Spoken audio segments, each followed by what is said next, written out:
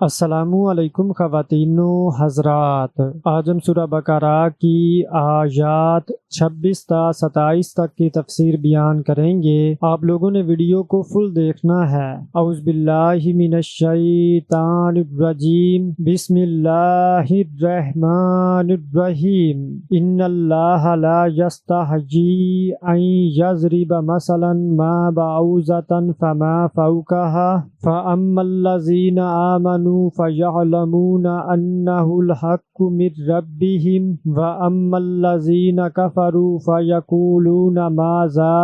أَرَادَ اللَّهُ بِهَذَا مَثَلًا يُضِلُّ بِهِ كَثِيرًا وَيَهْدِي بِهِ كَثِيرًا وَمَا يُضِلُّ بِهِ إِلَّا الْفَاسِقِينَ الَّذِينَ يَنقُضُونَ عَهْدَ اللَّهِ مِنْ بَعْدِ مِيثَاقِهِ وَيَقْطَعُونَ ما امر اللہ به ان یوصل ویفسدون فی الارض اولئک هم الخاسرون۔ یقیناً اللہ اس بات سے نہیں شرماتا کہ وہ کوئی سی بھی مثال بیان کرے، مچھر کی ہو یا اس سے بھی بڑھ کر حقیر یا عظیم ہو۔ پھر جو لوگ ایمان لائے وہ تو جانتے ہیں کہ بے شک یہ ان کے رب کی طرف سے حق ہے، لیکن جن لوگوں نے کفر کیا وہ کہتے ہیں کہ ایسی مثالیں پیش کرنے سے اللہ کی مراد کیا ہے۔ اللہ اس سے بہتوں کو گمراہ کرتا ہے اور بہتوں کو ہدایت دیتا ہے، اور وہ ان سے نافرمانوں کے سوا کسی کو گمراہ نہیں کرتا۔ جو لوگ اللہ کا عہد پکا کر لینے کے بعد اسے توڑتے ہیں اور جن رشتوں کو اللہ نے جوڑنے کا حکم دیا ہے انہیں کاٹتے ہیں اور زمین میں فساد کرتے ہیں، وہی لوگ خسارہ اٹھانے والے ہیں۔ سودی نے اپنی تفسیر میں ابن عباس، ابن مسعود اور بہت سے صحابہ کرام رضی اللہ تعالی عنہم سے روایت کیا ہے کہ جب اللہ تعالی نے منافقوں کی یہ دو مثالیں بیان فرمائیں جن کا ارشاد باری تعالی مثلہم کمثل الذی استوقد نارا اور فرمان الہی او کصیب من السماء، ان تین آیات میں ذکر ہے تو منافقوں نے کہا کہ اللہ تعالی اس سے کہیں بلند و بالا ہے کہ وہ اس طرح کی مثالیں بیان فرمائے، تو اللہ تعالی نے اس کے جواب میں ان اللہ لا یستحیی، یقیناً اللہ تعالی نہیں شرماتا سے، ہم الخاسرون، وہی ہیں خسارہ اٹھانے والے تک، یہ دو آیتیں نازل فرمائیں۔ سعید نے قتادہ سے روایت کیا ہے کہ اللہ تعالی حق بیان کرتے ہوئے آر نہیں کرتا کہ وہ کسی بھی چیز کا ذکر کرے، خواہ وہ کم ہو یا زیادہ، لیکن جب اللہ تعالی نے اپنی کتاب میں مکھی اور مکڑی کا ذکر کیا تو اہل ضلالت کہنے لگے کہ ان کے ذکر کرنے سے اللہ کی کیا مراد ہے، تو اس کے جواب میں اللہ تعالی نے اس آیت کو نازل فرمایا ان اللہ لا یستحیی ان یضرب مثلا ما بعوضۃ فما فوقها، دنیا کی مثال۔ ابو جعفر رازی نے ربیع بن انس سے اس آیت کے بارے میں روایت کیا ہے کہ اس میں اللہ تعالی نے دنیا کی مثال بیان کرتے ہوئے فرمایا کہ مچھر اس وقت تک زندہ رہتا ہے جب بھوکا ہو، جب وہ سیر ہو جائے تو مر جاتا ہے۔ ان لوگوں کا بھی یہی حال ہے جن کی اللہ تعالی نے قرآن مجید میں یہ مثال بیان فرمائی ہے کہ جب یہ دنیا سے خوب سیر ہو جاتے ہیں تو اللہ تعالی انہیں پکڑ لیتا ہے۔ پھر انہوں نے اس کی تائید میں اس آیت کریمہ کی تلاوت کی، پھر جب انہوں نے اس نصیحت کو جو ان کو کی گئی تھی فراموش کر دیا تو ہم نے ان پر ہر چیز کے دروازے کھول دیے۔ تو اس آیت کے معنی یہ ہوئے کہ اللہ تعالی اس بات سے آر نہیں کرتا یا اس بات سے نہیں ڈرتا کہ وہ کسی چیز کی کوئی بھی مثال بیان فرمائے، خواہ وہ چھوٹی ہو یا بڑی۔ فما فوقہا کے معنی ہیں کہ جو اس سے بڑھ کر ہو، کیونکہ مچھر سے بڑھ کر چھوٹی اور حقیر چیز اور کیا ہو سکتی ہے۔ اس کی تائید اس حدیث سے بھی ہوتی ہے جس کو امام مسلم نے حضرت عائشہ رضی اللہ تعالی عنہا سے روایت کیا ہے کہ رسول اللہ صلی اللہ علیہ وآلہ وسلم نے فرمایا جس مسلمان کو بھی کوئی کانٹا چبھے یا اس سے بڑھ کر کوئی تکلیف پہنچے تو اسے اس کے بدلے میں ایک درجہ بلند کر دیا جاتا ہے اور اس کانٹے کے عوض ایک گناہ مٹا دیا جاتا ہے۔ اللہ تعالی نے فرمایا ہے کہ وہ مثال بیان کرنے کے لیے کسی بھی چیز کو حقیر نہیں سمجھتا، خواہ وہ مچھر جیسی حقیر اور چھوٹی سی چیز ہی کیوں نہ ہو۔ جس طرح اللہ تعالیٰ اس کے پیدا کرنے میں کوئی آر نہیں رکھتا اسی طرح اس کے ساتھ مثال بیان کرنے میں بھی وہ کوئی آر نہیں سمجھتا۔ اللہ تعالیٰ نے درج ذیل آیات میں مکھی اور مکڑی کی مثال بیان فرمائی ہے۔ لوگوں، ایک مثال بیان کی جاتی ہے، اسے غور سے سنو کہ جن لوگوں کو تم اللہ کے سوا پکارتے ہو وہ ایک مکھی بھی نہیں بنا سکتے، اگرچہ اس کے لیے سب مجتمع ہو جائیں، اور اگر ان سے مکھی کوئی چیز چھین لے جائے تو اسے اس سے چھڑا نہیں سکتے۔ طالب اور مطلوب، عابد اور معبود دونوں گئے گزرے ہیں۔ اور فرمایا، جن لوگوں نے اللہ کے سوا اوروں سے دوستی کر رکھی ہے ان کی مثال مکڑی کی سی ہے کہ وہ بھی ایک طرح کا گھر بناتی ہے، اور کچھ شک نہیں کہ تمام گھروں سے کمزور مکڑی کا گھر ہے۔ کاش یہ اس بات کو جانتے۔ اسی طرح مثالیں بیان کرتے ہوئے فرمایا، کیا آپ نے نہیں دیکھا کہ اللہ نے کلمہ طیبہ اسلام کی کیسی مثال بیان فرمائی ہے؟ وہ ایسی ہے جیسے پاکیزہ درخت جس کی جڑ مضبوط زمین کو پکڑے ہوئے ہو اور شاخیں آسمان میں، اپنے پروردگار کے حکم سے ہر وقت پھل لاتا اور میوے دیتا ہو۔ اور اللہ لوگوں کے لیے مثالیں بیان فرماتا ہے تاکہ وہ نصیحت پکڑیں۔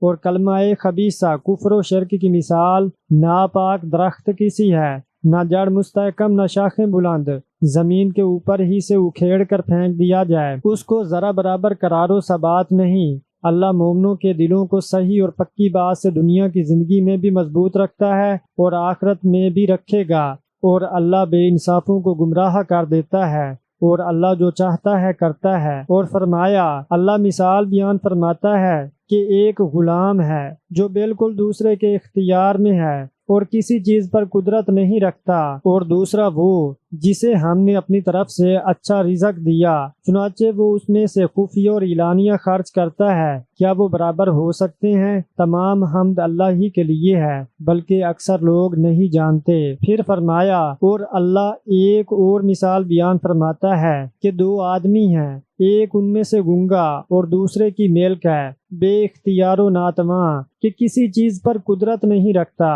اور اپنے مالک پر ایک بوجھ ہے، وہ جہاں کہیں اسے بھیجتا ہے کبھی خیر اور بھلائی نہیں لاتا۔ کیا ایسا گنگا بہرا اور وہ شخص جو سنتا بولتا اور لوگوں کو انصاف کرنے کا حکم دیتا ہے اور خود سیدھے رستے پر چل رہا ہے، دونوں برابر ہیں؟ اور فرمایا، وہ تمہارے لیے تمہارے ہی حال کی ایک مثال بیان فرماتا ہے کہ بھلا جن لونڈی غلاموں کے تم مالک ہو، وہ اس مال میں جو ہم نے تم کو عطا فرمایا ہے تمہارے شریک ہیں؟ ارشاد باری تعالی، ان اللہ لا یستحیی ان یضرب مثلا ما بعوضۃ فما فوقها کے بارے میں مجاہد فرماتے ہیں کہ ان سے مراد چھوٹی بڑی مثالیں ہیں جن کے ساتھ مومن ایمان رکھتے ہیں اور جانتے ہیں کہ یہ ان کے پروردگار کی طرف سے سچ ہیں۔ اللہ تعالیٰ ان مثالوں کے ساتھ انہیں ہدایت سے سرفراز فرماتا ہے۔ سودی نے اپنی تفسیر میں ابن عباس، ابن مسعود اور بہت سے صحابہ کرام رضی اللہ تعالیٰ عنہم سے یضل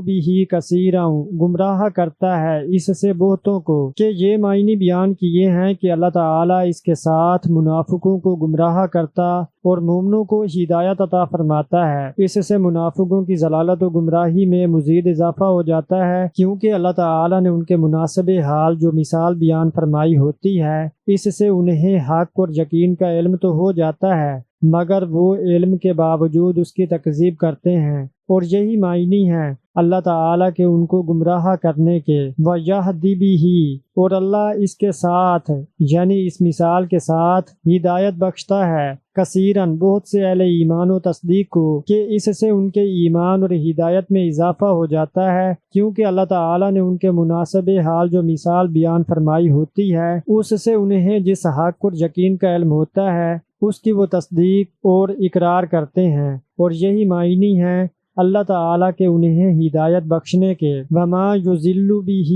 الا الفاسقین، اور گمراہ بھی کرتا ہے تو نافرمانوں ہی کو۔ فاسقوں سے یہاں مراد منافق ہیں۔ صحیح بخاری اور صحیح مسلم میں حضرت عائشہ رضی اللہ تعالی عنہا سے روایت ہے کہ رسول اللہ صلی اللہ علیہ وآلہ وسلم نے فرمایا، 5 جانور شریر اور موذی ہیں، انہیں حرم سے باہر بھی اور حرم میں بھی قتل کر دیا جائے۔ نمبر 1 چوہیا، نمبر 2 بچھو، نمبر 3 چیل، نمبر 4 کوا، اور نمبر 5 باولا کتا۔ فاسق کا لفظ کافر اور گناہ گار دونوں کو شامل ہے، لیکن کافر کا فسق زیادہ شدید اور انتہائی کبیح ہوتا ہے۔ اس آیت میں فاسق سے مراد کافر ہی ہے، اور اس کی دلیل یہ ہے کہ یہاں فاسقوں کے بارے میں فرمایا ہے الذین ینقضون عہد اللہ من بعد میثاقہ ویقطعون ما امر اللہ بہ ان یوصل ویفسدون فی الارض اولئک ھم الخاسرون،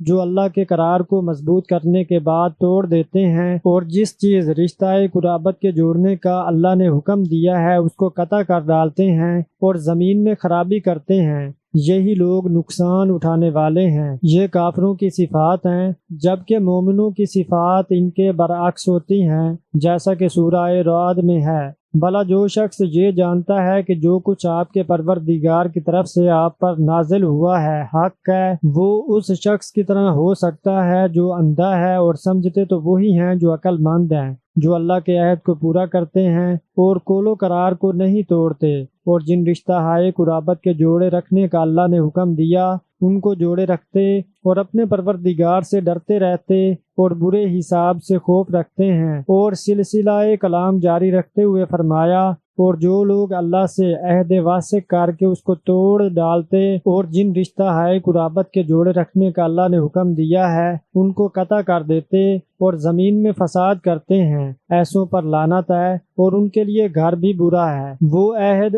جس کے بارے میں اللہ تعالی نے فرمایا ہے کہ فاسق اسے توڑ دیتے ہیں، اس سے مراد اللہ تعالی کی طرف سے مخلوق کو تاکیدی حکم ہے، یعنی اطاعت کا حکم اور معصیت سے مکمل اجتناب جو اس نے اپنی کتابوں اور اپنے رسولوں کی زبانی فرمایا ہے، اور عہد کے توڑنے سے مراد اس کے مطابق عمل نہ کرنا ہے۔ یہ بھی کہا گیا ہے کہ یہ آیت اہل کتاب کے کافروں اور منافقوں کے بارے میں ہے، اور عہد سے مراد وہ عہد ہے جو اللہ تعالی نے اہل کتاب سے لیا کہ وہ تورات کے مطابق عمل کریں گے، اور جب حضرت محمد صلی اللہ علیہ وآلہ وسلم مبعوث ہوں تو وہ آپ کی اتباع کریں گے، اور آپ اپنے رب کے پاس سے جس دین و شریعت کو لائیں اس کی تصدیق کریں گے، اور عہد کو توڑنے سے مراد ان کا آپ کو جاننے اور پہچاننے کے باوجود آپ کا انکار کرنا اور لوگوں سے اسے چھپانا ہے، حالانکہ اللہ تعالی نے ان سے یہ عہد و پیمان دیا تھا کہ یہ لوگوں کے سامنے بیان کریں گے اور اسے نہیں چھپائیں گے۔ چنانچہ اللہ تعالی نے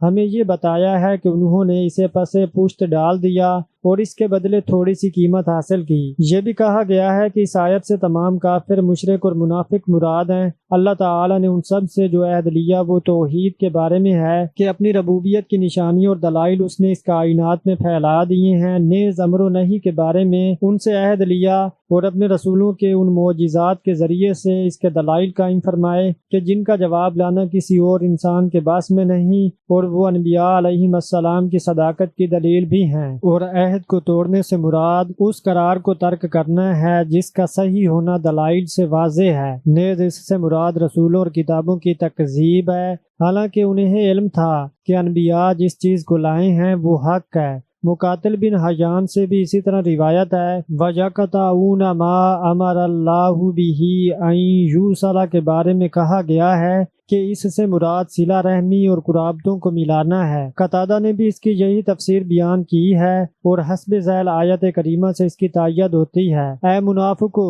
تم سے عجب نہیں کہ اگر تم حاکم ہو جاؤ تو زمین میں خرابی کرنے لگو اور اپنے رشتوں کو توڑ ڈالو۔ ابن جریر نے بھی اسی قول کو ترجیح دی ہے۔ اس سلسلے میں یہ بھی کہا گیا ہے کہ یہ آیت عموم پر مبنی ہے کہ ہر وہ چیز جس کے ملانے اور سر انجام دینے کا اللہ تعالی نے حکم دیا تھا انہوں نے اسے توڑ دیا اور ترک کر دیا۔ خسران سے کیا مراد ہے؟ مقاتل بن حیان نے اولئک ھم الخاسرون کے بارے میں فرمایا ہے کہ اس سے مراد آخرت کا خسارہ ہے۔ یہ ایسے ہے جیسے اللہ تعالی نے فرمایا ہے ایسوں پر لعنت ہے اور ان کے لیے گھر بھی برا ہے۔ ضحاک نے ابن عباس رضی اللہ تعالی عنہما سے روایت کیا ہے کہ ہر وہ چیز جسے اللہ تعالی نے غیر مسلموں کی طرف منسوب کیا ہے، مثلا خسران وغیرہ، تو اس سے مراد کفر ہے، اور جسے اہل اسلام کی طرف منسوب کیا ہے تو اس سے مراد گناہ ہے۔ ابن جریر کہتے ہیں الخاسرون خاسر کی جمع ہے، اس سے مراد وہ لوگ ہیں جو اللہ تعالیٰ کی نافرمانی کر کے اپنے حصوں کو کم کر لیتے ہیں، جس طرح کہ کوئی شخص تجارت میں نقصان اٹھا کر اپنے اصل سرمایہ ہی کو کم کر لیتا ہے۔ اسی طرح کافر و منافق کو اللہ تعالیٰ جب محروم محروم کرتا ہے تو وہ بھی اس رحمت کو کم کر لیتا ہے جسے اللہ تعالی نے قیامت میں اپنے بندوں کے لیے تیار فرمایا ہے، حالانکہ انہیں اس وقت اللہ تعالی کی رحمت کی سخت ضرورت ہوگی۔ تو آج کی ویڈیو میں اتنا ہی، ملتے ہیں جی اگلی ویڈیو میں، تب تک کے لیے اللہ حافظ۔